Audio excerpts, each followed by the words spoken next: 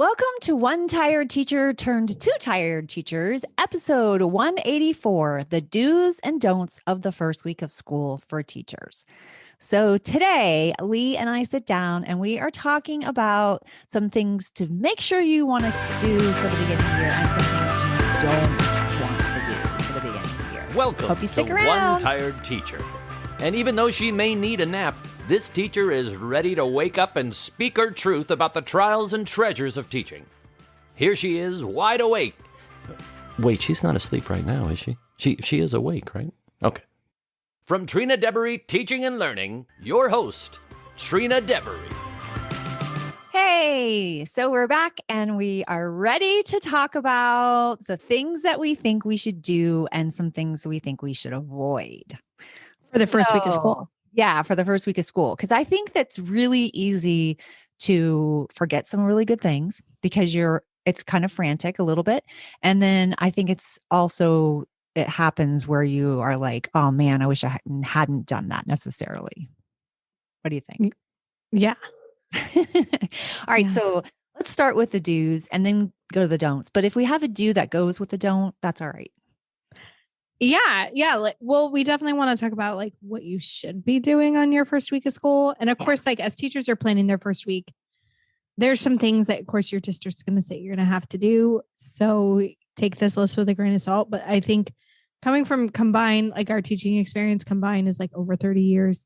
We know what we're talking about because if you do some of our don'ts, you're setting yourself up for trouble later and you may not know it right away. And it may feel really good to get a head start on a couple of these things. But then you realize like September, October, you're like, holy moly. And you're having to go back and waste good instructional time reteaching some things that should have been solid.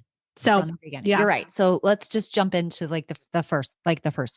So the do that I say immediately is do plan out your routines and your procedures. Like really think them through. Like from the moment if you start with the moment they come into the door, that becomes a procedure for me. Like they're entering the room, how they enter, where they put their stuff, what they're allowed to do, all those things.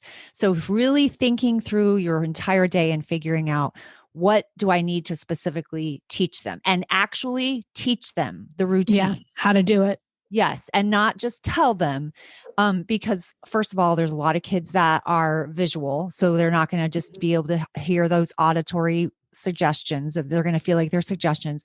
So I always model it. And then I do it like I do like hand movements if I can possibly with my students. And then I have them practice it. And I let one group like one that wants to demonstrate for the class. And when I'm doing it, I give them an example and a non-example. I'm like, should I do it this way? Give me a thumbs up, or should I do it this way? Whatever, give me a thumbs down. And I'll do it really dramatically horrible after I've done it well. And they're like, no, and they vote and whatever. And I try to make it interactive because I don't want them to be bored because that can feel boring. And then it's okay to space that out over a few days too. Absolutely. And use do small sections, of time to teach that because really, truly your first 2 weeks of school are the most important. And that's when you're really laying those procedures and foundations. And if you do it all just on the first day and think we're done, they're going to forget. Oh, for sure. They have to practice it multiple times. It's going to be like information overload and they're not going to remember it all. And if they see, that's why I think it's important to have them actually do it. I also do some other Kagan structures, cooperative learning structures with them to learn that. Like I might have them do a numbered heads together where they have to lift up off their sitter and put their heads together and go around the team and talk about and like retell the procedure. And then sometimes I'll do like a simultaneous roundtable. That's my favorite, where especially if I can get like a procedure into like 4 steps. And then like, the one kid, they write down the first step, everybody does it on their paper and then they stand up and push their chair in and then they rotate and then they sit down at the next seat and they draw the second step and then they rotate and the third step and then they rotate in the fourth step. And they better are able to remember because they've had to write it, they've had to speak it, they've had to do it. And it's very helpful. Yeah. And you've hit all the modes. Yes. That's why I love doing like collaborative discussion too. There's, I have these cards that I made and really I created them for my 3rd grade class and it was literally like, what would you do cards? And I love it for a Kagan strategy where they talk like, what is it where they walk around and they clap hands? Oh yeah. Pair or pair. It's like think, pair, share, but it's not called that. Share. No, it's not. Quiz, trade. I love quiz trade. They actually took that out, but I didn't take it out. I like quiz trade. Yeah, it's like quiz trade if you're a Kagan person. But we would do that, and they would read the card, and it would be like, what would you do in this situation? You know, like, yeah. And it's things that kids sitting in a classroom deal with every day. Like, I found a pencil that wasn't mine. Yeah. And it looks like maybe it could have been one of my friends because they had a blue pencil, you know, or I have to use the bathroom, but my teacher's in a really important part of the lesson and she told us we weren't allowed to, and she told a kid he couldn't go. What should I do? Or, you know, a friend is trying to distract me, like little things. But I found that's such an effective thing because it really makes them think. Yeah. And it really kind of teaches them like, what should I do in these situations? And so there's kind of like a plan formulating in their mind about. No, I like that. Because I was thinking of would you rather, but I like that because it's specific about back to school. Yeah. Do you have that in your shop on TPC? Yeah, it is. Okay. It's in my, this is probably my most requested product to be pulled out of this, but it's in my back to school centers. Okay. So back to school. And people always want it separate, but I'm like, no, it's part of this whole unit. Like you can't. So it's in my back to school center. So we can put that in the show notes. Yep. I'll link it in the show notes. Cause I was thinking, like, would you rather would be fun because that gets kids also talking and it's like team building. I like that, or class building in that case. I think it's just, anything to get them talking and like learning from one another. I love to do a find someone who. Those are my favorite in the beginning, and because it gets them up and moving, and they're also, again, they're learning about each other. I think relationship building and community building are essential do's. Well, so that's another do, right? So do procedures and expectations, but also class building, team building, community building. There are so many times where we kind of rush over those soft skills that need to be touched on in favor of curriculum, but especially after coming off of the pandemic where students were home and they weren't interacting and they're not sitting at a lunch table, you know, and they didn't talk to people for 2 years. They don't know how to really need to make sure that you're rebuilding this sense of community because there hasn't been one in so long, and they forget how to talk to each other. They forget how to be a friend. And also you're a brand new class. Now you get to learn who your people are, you know? Yeah. I think that's fun. And I also have in my shop back to school packs, and they're themed, but they have decor, but they also have some things you would use at open house, and they have this whole first week of activities, and it does include routines, and it does have like a simultaneous roundtable like sheet that you can fill out, and it does have some of the find someone who, because I think these are important, so these activities are included in those. So I'm going to put a link for those as well. Okay. Yeah. So what's another? So we've got routines, procedures, collaborative discussions. We've got building community and, you know, class building, team building. What's another thing that you say is a must?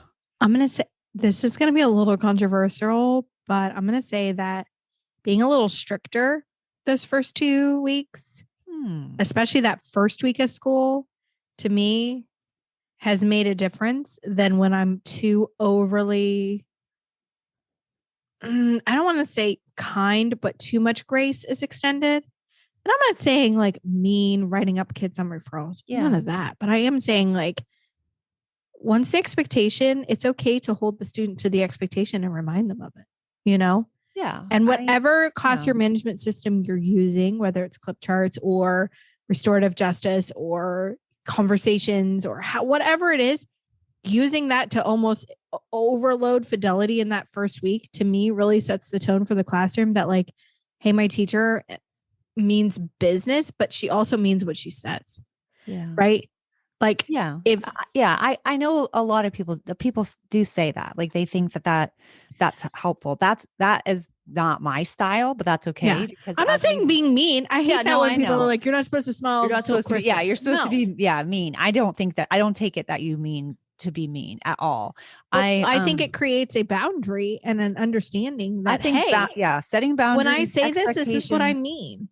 I think, yeah, follow through is really important. Follow through. Like Yes. having them, for me, I'm like, we're going to repractice. Like if it Yes, doesn't look the exactly. way I want it to, we're going to repractice. Exactly. Well, that's what I mean though. Like having them, if they didn't pack up, having them come back to their seat and try it again, or if they didn't line up the way that you would like for them to line up, have them come back to their seat. We're going to try again. But doing that, because during the year we tend to, okay, whatever, we're just in a rush. We want to get out the door.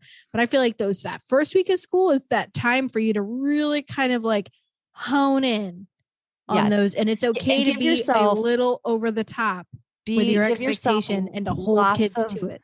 Lots of transition time. Like if you think it's going to take you 5 minutes to get somewhere, plan for 10 or 15. Yeah. Like, because you may have to practice it repeatedly. And I agree. I don't like to let them, I don't mean to say get away with, but I don't like to walk out the door if it doesn't look exactly the way I expect them to do it every single day. So we're going to come back and we're going to try that again. All right. So I say another do is to, for sure, every day to do a read aloud. And I don't mean like you're just reading the story and that's it. I'll always have conversations when I'm reading. I always stop and let kids turn and talk. And that's when we practice that procedure. I practice coming to the floor because I like to read together in a little group. Yeah. And I even did that with my 5th graders. Yeah, I did too. And it was so funny. They're like, "Wait, you want us?" And I'm like, "Yeah, I'm going to read you a story. Come sit, children. Come sit at my feet." We got to get close. They loved it. Yeah. I mean, I had books like all surrounding my book nook. So it was like, we're being hugged by books. That's what I used to tell them. But I love those. I love doing those read alouds. And I love the opportunity to talk about myself personally, like my life, my kids, my family, my animals, whatever, because kids love that. It feels when you allow yourself to be a little bit vulnerable with your students, by sharing something that, maybe like it was really hard for me when I first learned how to read. I have this thing called dyslexia. My brain works differently or whatever. Like I used to tell them stories like that so that it would automatically put them, like they didn't feel like they had to be on guard anymore. They're like, oh, she understands that. Or, you know what I mean? So I really think that's a definite do for me. Oh yeah, for sure. And I think that read aloud time is so important because within that time, you're kind of setting the tone for your classroom that like, this is a place that values books. Yes. And I love that you have them talk because I think, and this of course comes back to like creating a classroom of culture and rapport, but it creates also too, like having them talk about it is that your voice matters in this room. Mm-hmm. You're not just a student. You matter to our friends, but you matter to me. Yeah. I want to hear what you have to say. I want to know what your thoughts are. And honestly, the truth is that's what motivates people is they want to communicate. Yes, they do. Even the shy kids want to communicate. Yeah, they're dying to tell their stories. Mm-hmm. So I think that, and sometimes even allowing them to do a turn and talk after you've shared something personal, share with another, and then you kind of pick some out and share them. I think that can be really powerful. One of the things I like about doing the read aloud is I always pick a book where I can do my different voices because that's when I can get kids to like fall in love and they're like, whoa, how is she doing that? And so then I'm like, give me the ones that have the best voices because I'm going to have a great time with that. I love that. And we're going to talk about some brilliant read alouds. We're talking about that next week. So you got to stay tuned for that. All right. So any other do's that you can think of that are important? I think really, truly your first week and really your first 2 weeks have to be about what we've already covered, your routines and your procedures and classroom rapport. The other stuff will come. Yeah. It'll come. And it's okay to kind of put that aside because if the classroom is running well, the academics are easier to do. Amen. And it's okay to back up to those things and come back to that and look at if you did like charts. A lot of times I would make charts of like the do's and don'ts of like, how to I always kept my classroom expectations really short. Like we had 4 of them: be safe, be responsible, be kind, be respectful. Mm-hmm. And we would talk about like what it looks like and what it doesn't. And I would write it up, what they would say. And I had no problem coming back to our charts. I mean, like, guys, look, this is what it means to be respectful, or this is what it means to be safe. Yeah. What you're doing right now is not safe. What could we do to be safe? So, Yeah. I liked, what I ended up using towards the end of like being in a school was the whole brain teaching like rules, like, follow directions quickly, raise your hand, without speaking or whatever. My favorite was like, keep your dear teacher happy.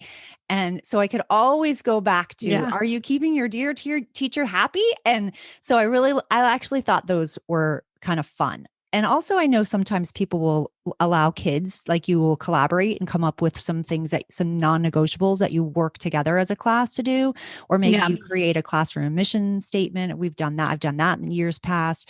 Any of those kind of like team building and class building kind of things. One thing I want to say to teachers is in that first week or 2 weeks of school is to get enough rest. Oh gosh, plan to go to bed early. Like rely on your spouse or your parents or your friends to do some heavy lifting, maybe for that. I always say that at the very beginning of the year and the very end of the year. Or you could do another thing. This is what I used to do with my teaching BFF. We would alternate. I think I talked about this on the podcast before, where I would pick up her kids one afternoon and take them home and play with them and feed them. And she'd come late and I would do the opposite. So we had a couple of late nights that we gave each other as a gift because my husband at the time worked all the time. So I needed, it needed some help. But then the rest of the week, I was very like, I'm going to go to bed early. Dinner is not on me for the next, not that it was really ever on me, but I'm not a good cook, but it was like I had it all planned out so that I could give myself a little bit of a leeway into the new year because it can be tough. Yeah, no. And I agree with that. Like we talk about self-care. We have a whole episode dedicated to self-care, but the truth is like self-care is really what you make of it.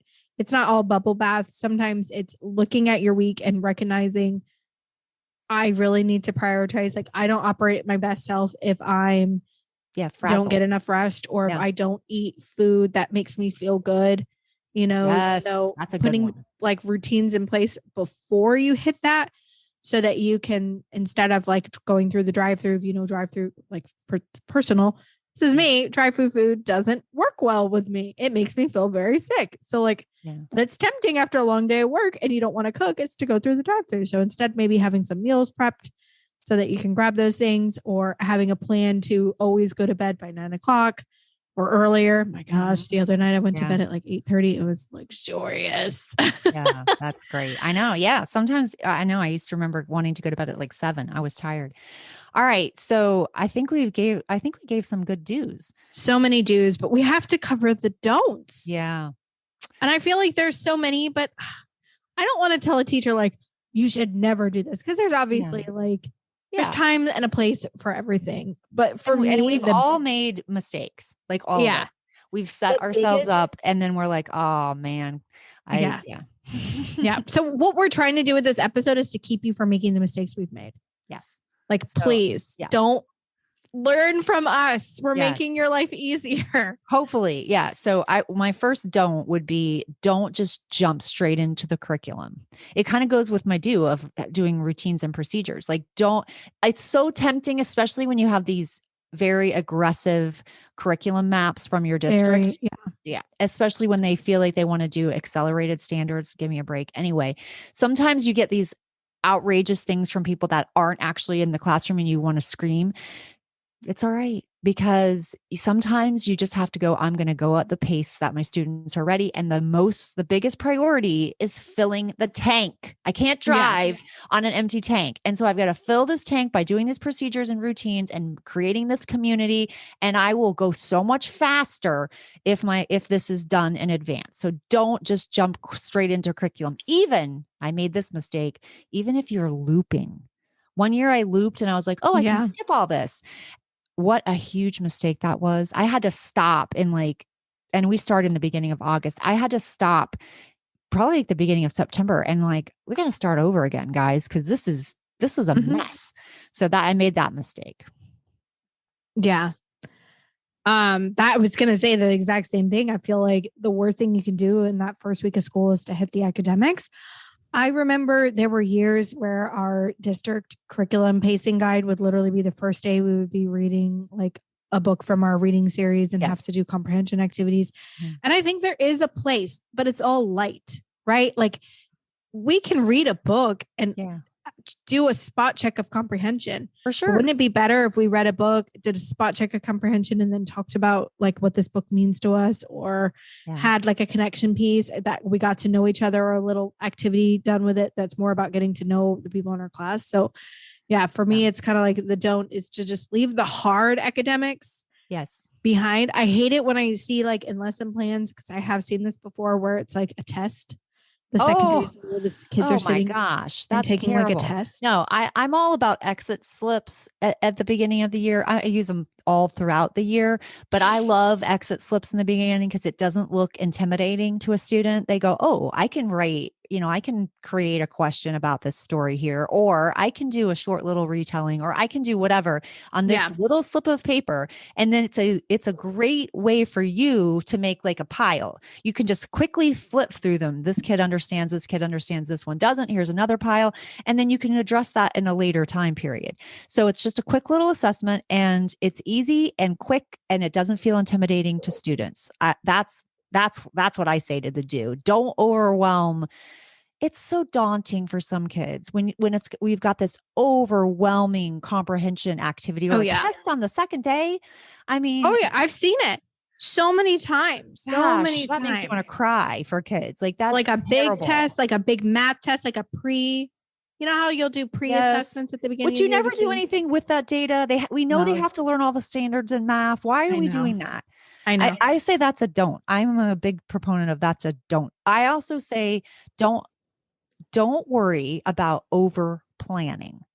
I actually like to be over planned in the beginning of the year because I Yeah. don't like to have a lull.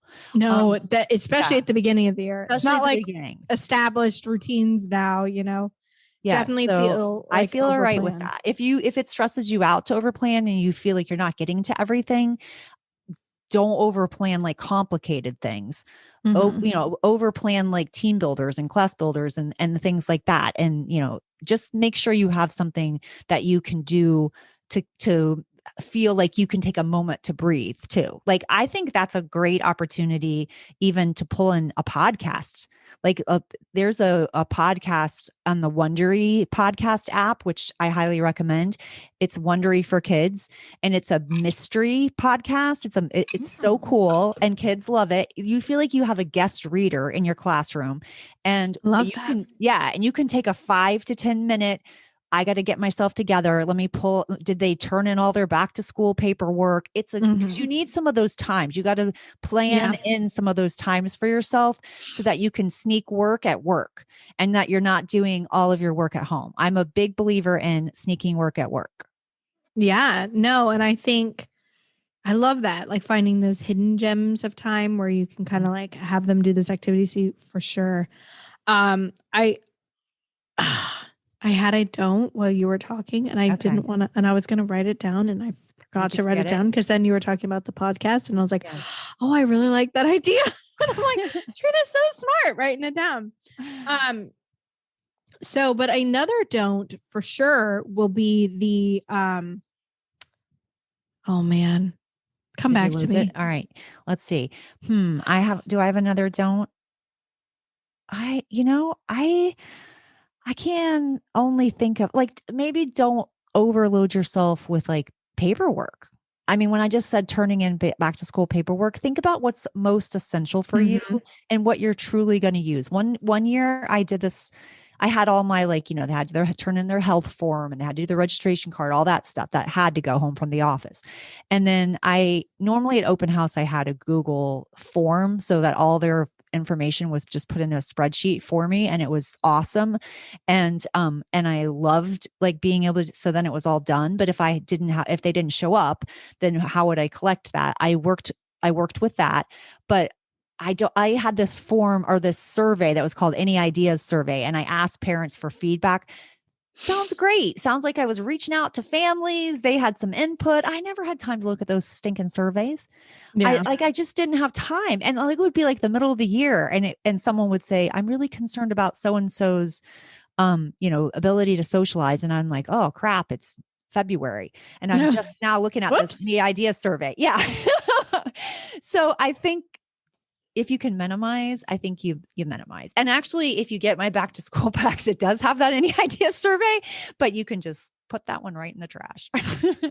Or, you know, maybe you're in a place in your career where you want to kind of branch out. You kind of have a system in place for doing all your back to school paperwork, that this is a fun extra that you have time to do. And it does build relationships with your families. I thought of my don't. Okay. I'm so glad we had this conversation because it has to do with overload. I see this a lot where teachers will take that first day of school and they overload on like expectations, and they drone on and on and on about this. And they even have a PowerPoint, and that's the PowerPoint that you're supposed to use. And I think there is a time and place for these types of formal presentations for sure. But don't take your entire first day of school and turn it into that. My goodness gracious. Yeah. The kids, what kid wants to come back the second day to school when all they did was sit there and listen to you? That's why you've got to make it interactive. If you're going to use that, use the PowerPoint, but use some interactive things. Yeah. Stop turning and talking, or allowing kids to talk in a team, or round robin, or get up and move and, find the pair share. Any of those things will help break up a monotonous like PowerPoint. Yeah. Or go use the PowerPoint all week. Don't just, we have to get it done by this first day and that's it. Like, my gosh, And I think that actually applies to a lot of academics in that first week of school. I see teachers who will do like formal writing instruction in the first week of school, like where they'll teach like their strategy that they want their kids to use for writing. And it's like, this isn't the time, man. We're setting up the feeling of your classroom. And if all it is always these like formal, heavy lessons, like kids are not going to want to like participate later on.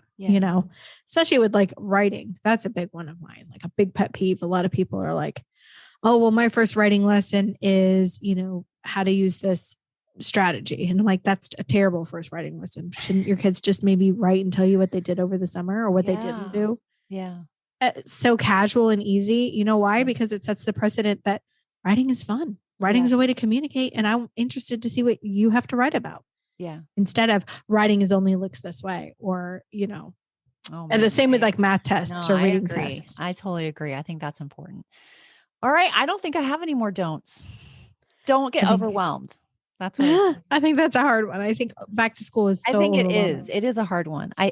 Don't beat yourself up. Don't beat yourself up if it doesn't go exactly the way you want to, because there's always tomorrow. You can always readjust. I know for me, there was a year that I noticed I needed a routine at the end of the day because I felt like I'm done. Like it's time. They're packed up. They're waiting for their bus to be called and I'm finished. But it was like chaos and loud and annoying. And I have sensory issues and I couldn't take it. And I'm like, okay, time for an afternoon routine. Yeah. And so the next day I'm like, we're learning a new afternoon routine. Oh yeah. And I'm like, okay, it didn't work out the way I wanted it to. And it was the second week by the time I realized it, but that's all right. Cause you can always go back and fix that. So just try not to get overwhelmed or beat yourself up. Give yourself lots and lots of grace. Lots of grace. Those first few weeks to back to school for sure. Yeah. All right. Did we cover it? I think we had some great do's and don'ts for that first week of school. I hope that everybody, all the tired teachers listening, are getting to bed early and are going to have a great first week of school. I agree. So sweet dreams and sleep tight.